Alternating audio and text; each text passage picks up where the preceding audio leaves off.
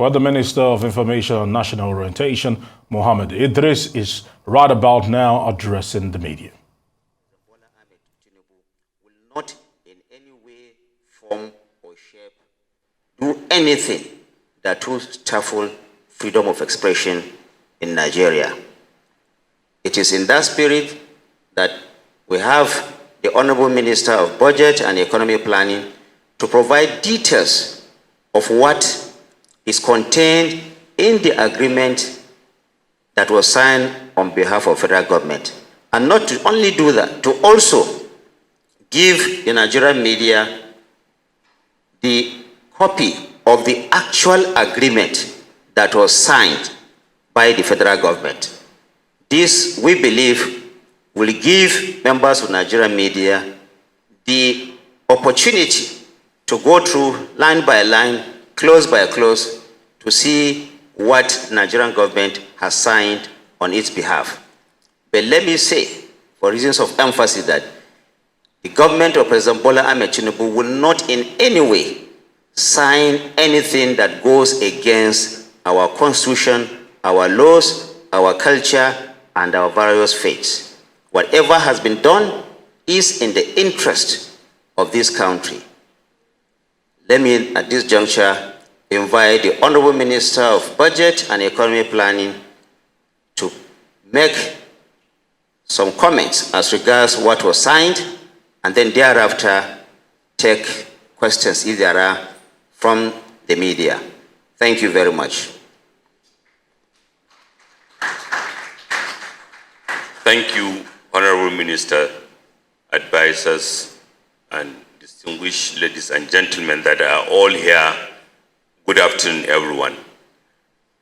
The Ministry of Budget and Economic Planning, by its mandate, is responsible for bilateral economic cooperation, regional economic cooperation, registration of development partners, non-governmental organizations, and international non-governmental organizations. It works closely with all other ministries. This function came about because the ministry started out as a national planning commission, just like other federal states, and the management of bilateral economic relationship derives from the national planning mandate, which defines what we want to achieve, who we want to relate to achieve that, and understandably, the function resides in the budget and in the budget and planning function. Having said that, and because time is of the essence, and in particular to address the issue that has been in the media, especially in the last 72 hours, in relation to an agreement called Samoa Agreement, which also have different names, Post-Cotonou Agreement, and the more proper formal name, which is Partnership Agreement between the European Union and its member states on the one part, and members of the Organization of the African, Caribbean, and Pacific States of the other part. So if you hear Post-Cotonou Agreement or the Partnership Agreement that I just read, or Samoa Agreement, they meant the same thing. It's called Samoa Agreement because EU and Africa, Caribbean and Pacific countries met in Samoa, which is a country in the Pacific, last year, October, with the intention of signing the agreement. The EU members, 27 of them, have signed the agreement then, and in Samoa, a number of other countries signed. Nigeria was not in attendance, not because we are disputing the agreement, but because the government was just settling down, and we know that we have time to deal with it. The partnership between Nigeria and the Organization of Africa, Caribbean, and Pacific States, OACPS, dates back to the Georgetown Agreement of 1975, which brought together countries in Africa, Caribbean, and Pacific for establishment of a framework for trade and development cooperation with the European Union as its main objective. The Georgetown Agreement, which is also described by some as Lomé Agreement, is the first relationship agreement between this organization of countries in which Nigeria belonged to and the European Union as a body.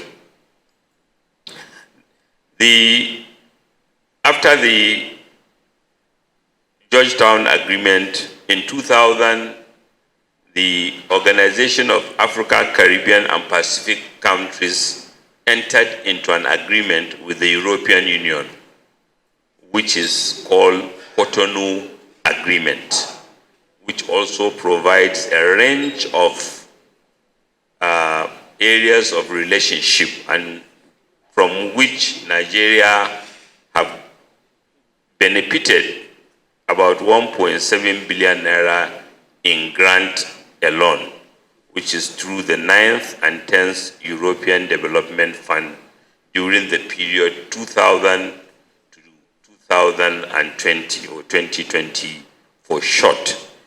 A recent survey shows that over 5,000 water, sanitation, energy, education, and health, and other micro-project interventions were executed in about 4,800 communities in Nigeria over the course of the Cotonou Agreement. In 2018, in anticipation of the expiration of the Cotonou Agreement, the European Union and the Organization of African, Caribbean, and Pacific States launched the process for negotiation of a successor partnership agreement ahead of the expiration of the Cotonou Agreement.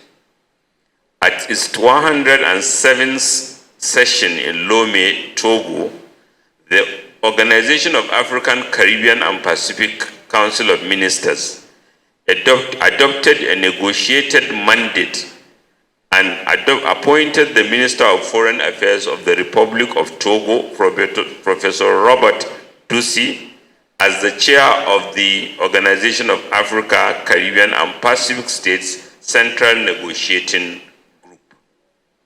In launching the formal process for negotiations on the sidelines of the 73rd UN General Assembly, the essence of the new partnership was to contribute to the attainment of sustainable development in all OACPS countries through strengthened and deepened political and economic partnership with the OACPS as a more effective global player. The following thematic areas constituted the pillars of the negotiation: human rights, democracy and governance in people-centered rights-based societies, peace and security, human and social development, environmental sustainability and climate change, inclusive sustainable economic growth and development, and migration and mobility. The finalized text for a new partnership agreement between the OACPS and the EU was initialed on 15th April 2021, comprising of a common foundational compact and 3 regional protocols, namely Africa EU, Caribbean EU, and Pacific EU regional protocols, with each regional protocol addressing the peculiar issues of the regions. The negotiations and outcomes of the agreement were largely based on universally accepted international laws, conventions, treaties applicable to the parties while recognizing the supremacy of the constitutions of the constituent countries and local laws. The Federal Ministry of Budget and Economic Planning, in close collaboration with the Ministry of Foreign Affairs and Federal Ministry of Justice, duly followed up through an interministerial committee on the negotiation of the Samoa Agreement since September 2018 and confirms that that outcome is in line with the global conventions which Nigeria subscribes to and relevant for advancement of multilateralism, to Constitution of the Federal Republic of Nigeria and our laws and measures for deepening the developmental cooperation with EU and OACPS. In addition, our national development blueprints, the views of stakeholders for national positions on issues in the negotiation process were harvested through the following notable engagements: interministerial meeting on the Nigeria ACP-EU partnership on Wednesday, 28 March 2018, sensitization workshop on negotiation of the OACPS EU post-Cotonou agreement on 17th to 19th September 2018, interministerial meeting on the draft evolving text of the post-Cotonou agreement on 30th to 1st December 2020, as well as several interministerial meetings between budget and economic planning, foreign affairs, Federal Ministry of Justice, as well as a seminar on the new framework and instrument of the cooperation held at the Ritz Continental Hotel in Abuja, Friday, 8 March 2024. Signing of the post-Cotonou partnership agreement, which, like I said earlier, is called Samoa Agreement because it was signed in Samoa, or the full name Partnership Agreement between European Union and its member states. At the event for signing of the new partnership agreement in Apia, Samoa, on 15th November 2023, 47 out of the 79 Organization of African, Caribbean, and Pacific countries endorsed the agreement. Ahead of the 30th June 2024 deadline for the parties, Nigeria signed the agreement on Friday, 28th June 2024 at the Organization for Africa, Caribbean, and Pacific Secretariat in Brussels, Belgium, after the last consultative meetings. After the last consultative meeting, Nigeria's endorsement was accompanied with a statement of declaration, which is provided for in the agreement, clarifying and understanding the context of the agreement. The Samoa Agreement, the post-Cotonou Agreement, or the Partnership Agreement is a vital legal framework for cooperation between the OACPS and the European Union, with the aim of promoting sustainable development, fighting climate change and its effect, generating investment opportunities, and fostering collaboration among OACPS member states at the international stage. The EU and all its 27 member states signed the Samoa Agreement on 15th November 2023. Out of the 79 members of the Organization of Africa, Caribbean, and Pacific states, 74 have signed before the deadline of June 30th, 2024.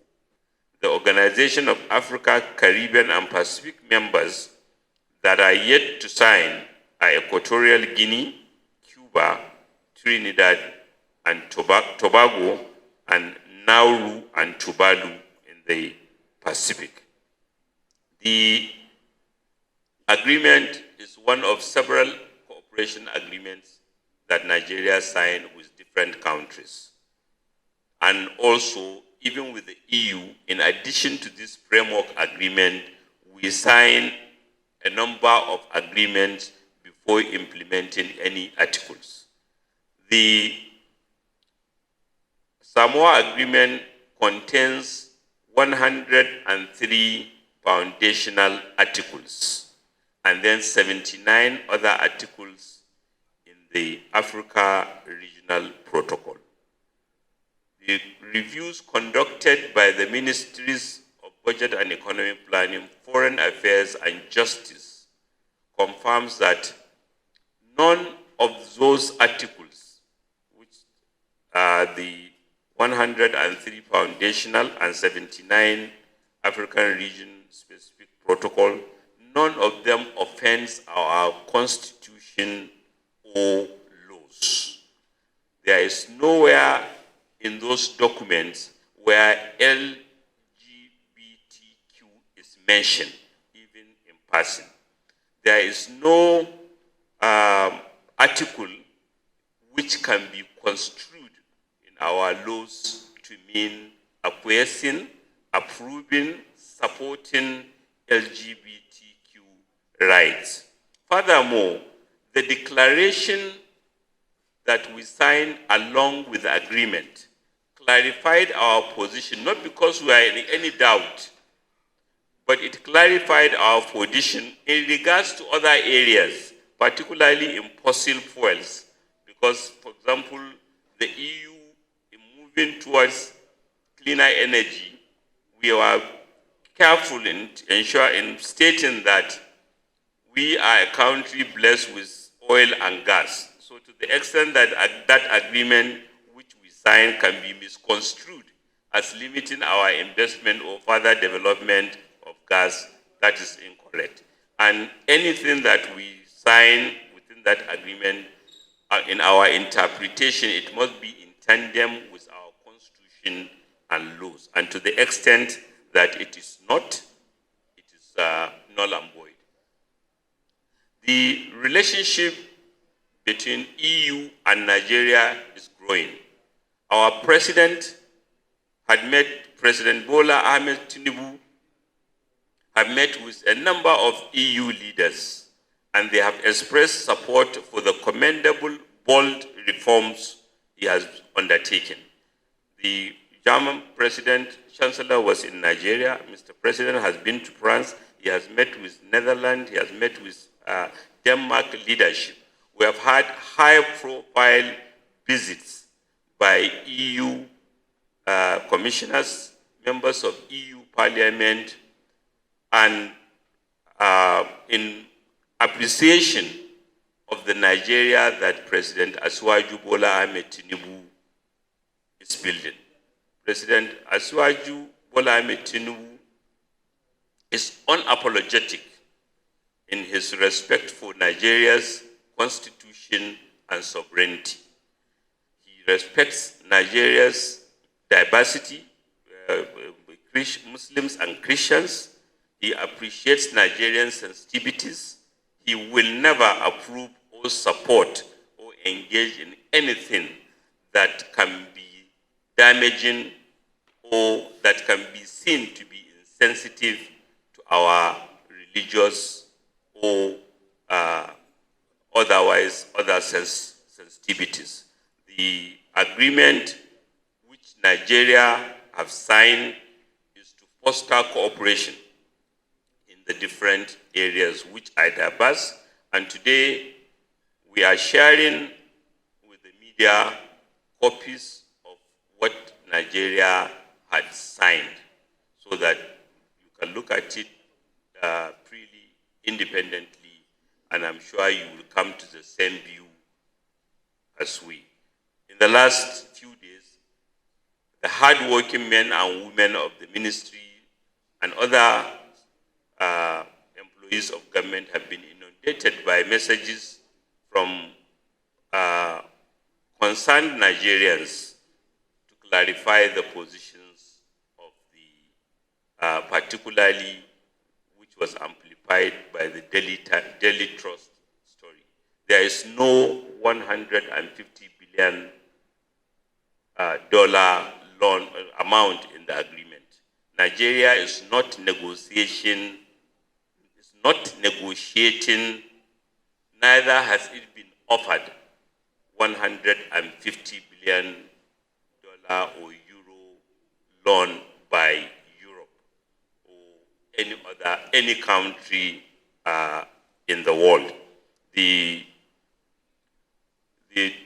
All the articles of the agreement, we will provide documents to provide further what they mean.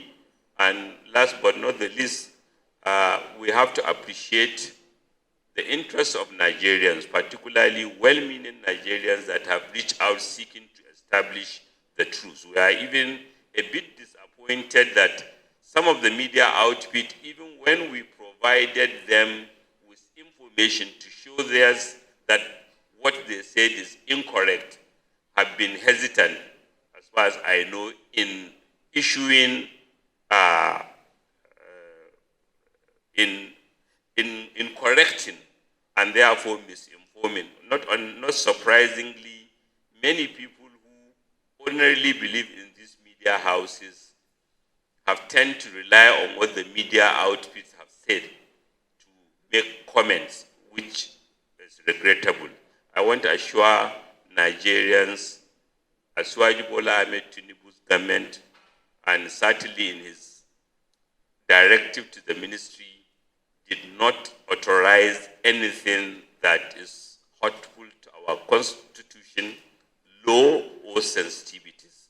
We have not signed in the numerous cooperation agreements we have with different countries, US, through USAID, Japan, Korea, Asia, Latin America, and European countries. We have not signed anything that can undermine our constitution or laws, or have acquiesced to or agreed to any clause that is insensitive to our highly valued, revered religious values. Thank you.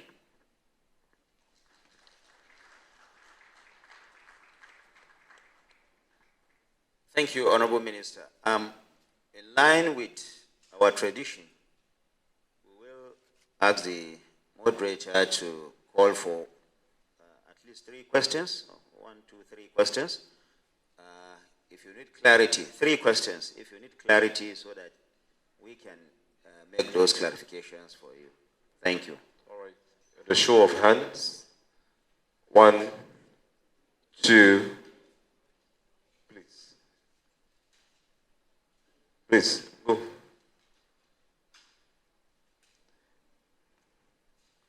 The lady in front first, then the gentleman in the blue cap. Good afternoon. My name is Medina Dauda Nadabu. I am of the Voice of America Bureau here in Abuja. Now, I want to know, Minister Sir, if there is no money involved in this Samoa agreement, why must Nigeria sign? Why would Nigeria sign any agreement that is not beneficial to the country? How are you going to convince Nigerians to trust you? These are my 2 questions. Thank you. Thank you, ma'am. The gentleman behind. The gentleman. Yeah, ma'am.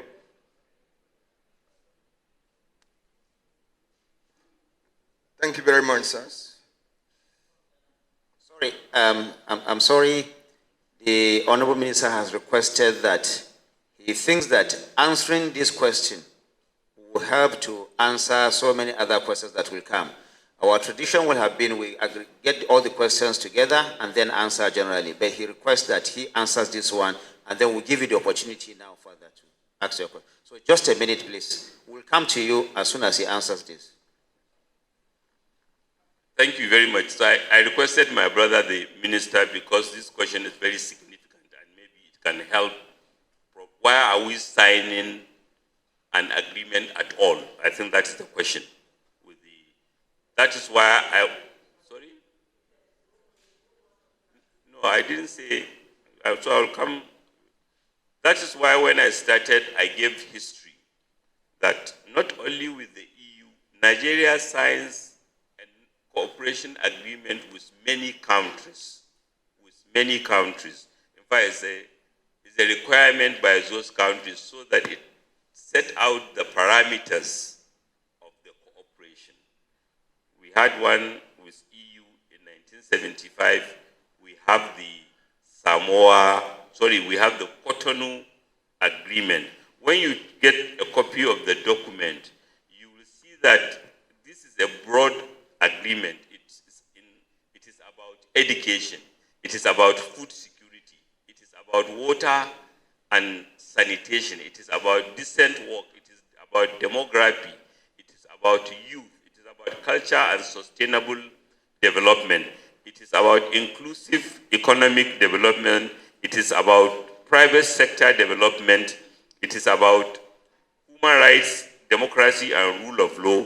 It is about good governance, public administration, personal data, peace and security. So those are how the articles are. Each article is about an area of cooperation.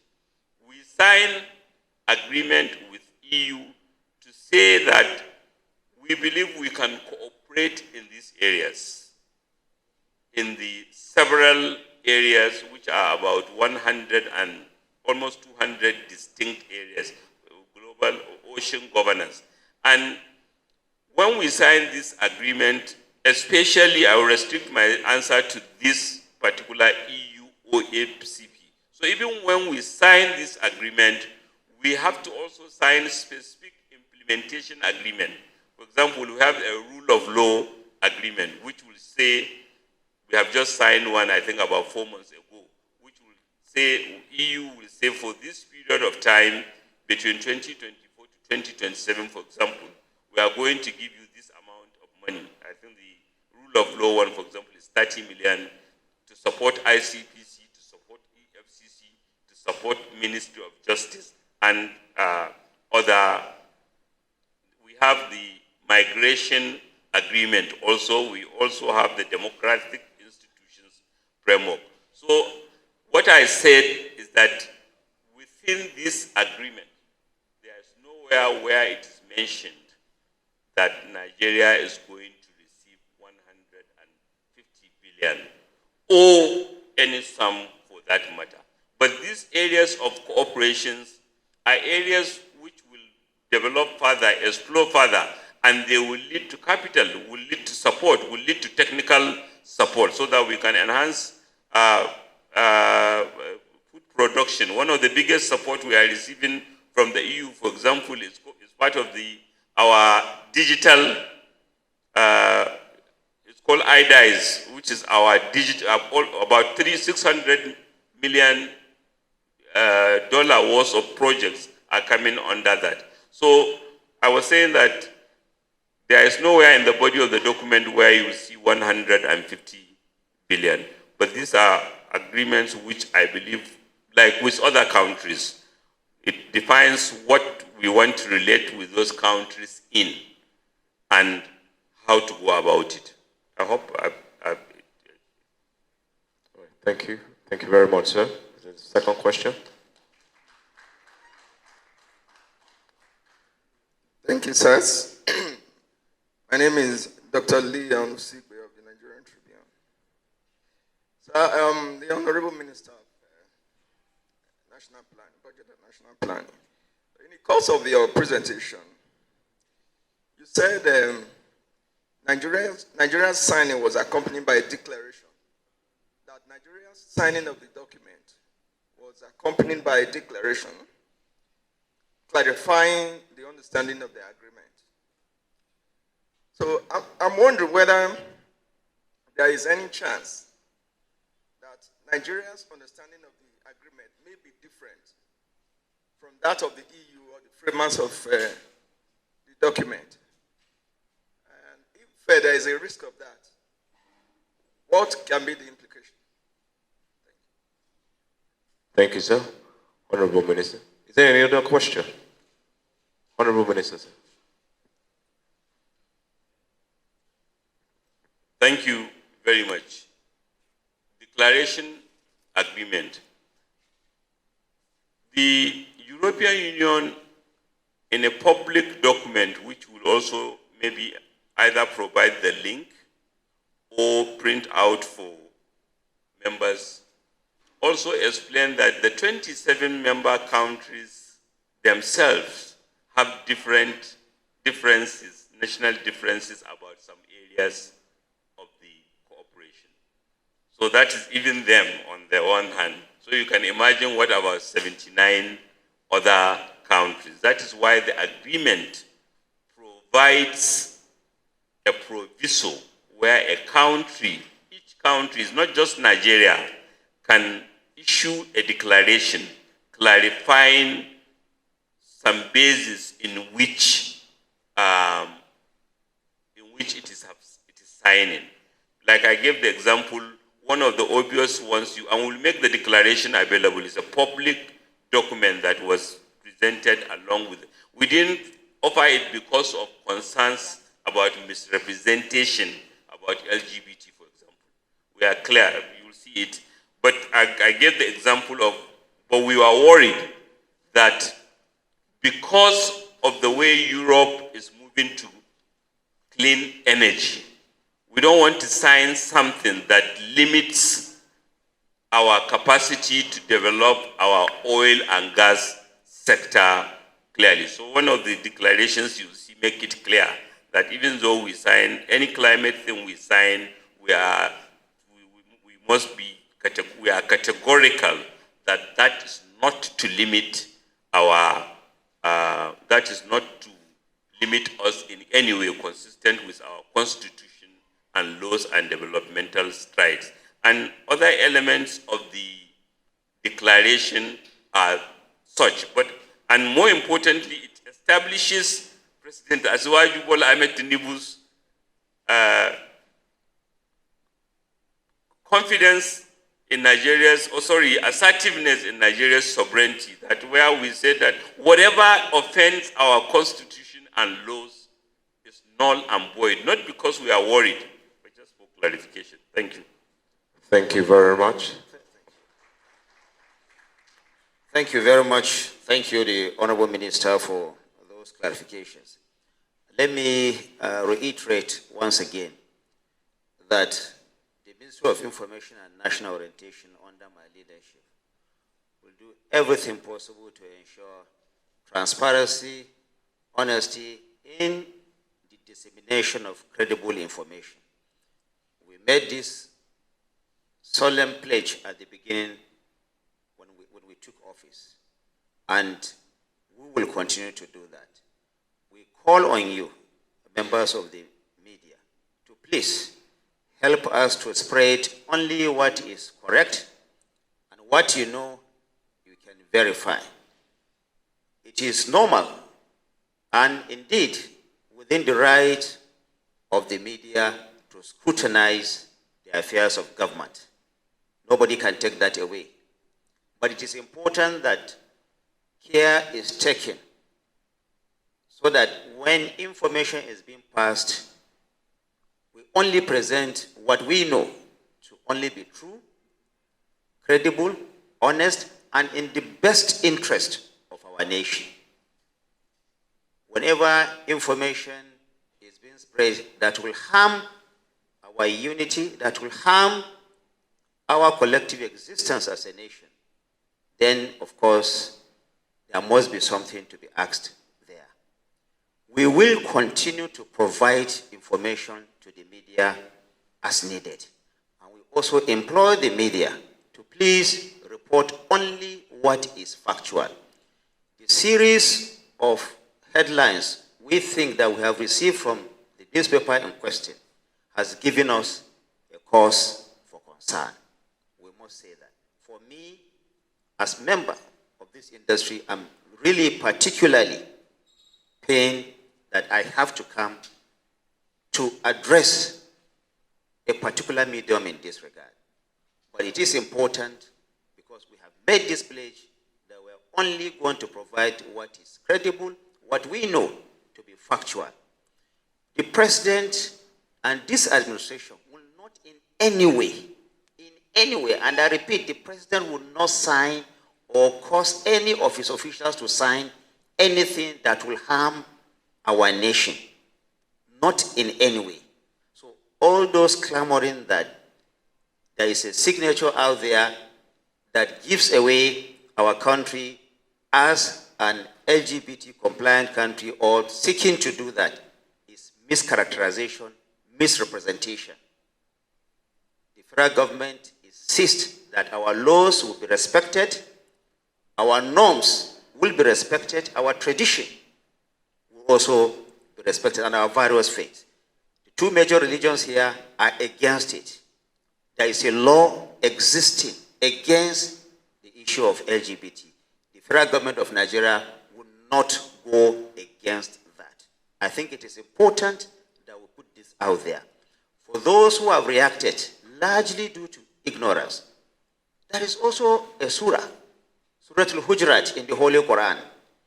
Before you put out any information out there, it is important that you cross-check and be sure of your facts. We call on our ulamas, and we are already engaging them, and all religious leaders from both the Muslims and the Christian faith to show understanding at this very difficult time. We will continue to engage them, we will continue to put out the truth there, we will continue to give them. That is why we came not just with the document that Nigeria signed, but the entire document relating to the whole issue of the Samoa, the so-called Samoa Agreement, the post-Cotonou Agreement. There is nothing, we have examined it. The Attorney General of the Federation has examined it, like the Honorable Minister of Budget has said, and there is nothing that is seen there that is of concern. But of course, government is there to continue to clarify, to continue to explain, and to continue to appeal for the understanding of not just the media, but for the Nigerian population, for us to continue to grow on the path of progress and unity of our country. Please, we call on all of you, and I want to use this opportunity to thank those media organizations that have provided clarity by fact-checking some of these claims put forward by this particular newspaper. It has been fast-checked. The statements and all the document is actually on there, and the e-copy of this agreement has also been shared. And like we said, we are also going to give you the physical copies. Please help us to educate our fellow countrymen so that together we can build a virile and prosperous country. I want to thank you once again for, yes. There's another appeal that the Honorable Minister wants to make. Sorry, Honorable, just to appeal, Mr. President has undertaken, consistent with his campaign promise, a very, very demanding diplomacy in order to convince the world that we needed all the support, and the world is taking them seriously because they saw transparency, because they saw clarity. I recall when we visited Saudi Arabia for the first time, the Minister of Investment of Saudi Arabia stated that they compare what President Asiwaju Bola Ahmed Tinubu is doing to that of his brother, the Crown Prince in Saudi Arabia, taking bold, courageous measures that maybe should have been taken decades ago. Development partners, as you very well know, are also media savvy. They see what is happening. So let us not ridicule our nation based on misrepresentation. Let us support the commendable endeavors and reward the hard work so that the development partners we are relating with, the investors we are looking for, will be strengthened in our resolve. When an investor or a development partner see a lie carried too far, they will have the right to worry. So we know that some will do it because it's politically expedient. We can do nothing about it. But we believe the majority of Nigerians are able to see facts for themselves and support so that Nigeria can continue to be respected. Nigeria can continue to be an investment destination, and also to appreciate that hard-working men and women in service, in ministries, are dealing with these issues, and they will be demoralized if all they see is their effort being misrepresented by somebody with a big voice in society using their power wrongly, a media house or a group of media entrepreneurs.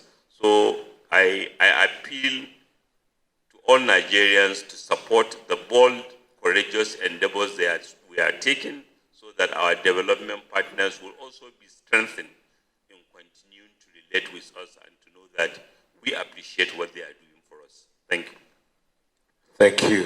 Thank you very much. I think we have come to... Thank you very much, very distinguished ladies and gentlemen. With that, we've come to the end of this press conference. Will please rise.